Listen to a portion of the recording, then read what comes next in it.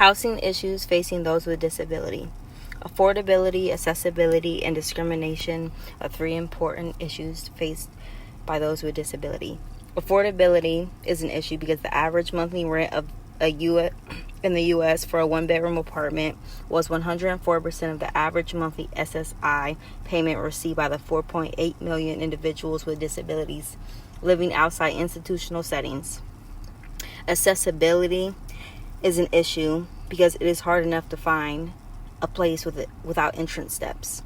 So, along with that, other accommodations are also a problem because most of those come with additional cost. Discrimination is an issue because a lot of landlords turn down rental applications along with people with mental illness because they get branded as having a high crime rate potential. And the reality is most people with disability get turned down a lot, which bar them from the community participation. Approximately 4.8 million non-institutionalized people with disabilities who rely on federal monthly supplemental security income, which is SSI, have incomes averaging only about $9,156 per year, low enough to be priced out of every rental housing market in the nation. As many as 2 million non-elderly people with disabilities reside in homeless shelters, public institutions, nursing homes, unsafe and overcrowded boarding care homes, and at home with aging parents, or segregated group quarters, often due to lack of affordable housing in the community.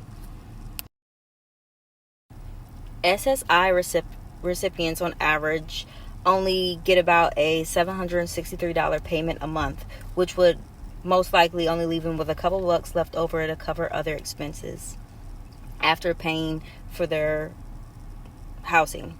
So, to solve this housing crisis facing low-income people with disabilities, the report advocates for fully funding the Housing Choice Voucher Program for all eligible households, expanding mainstream, which would help extremely low-income people with disabilities.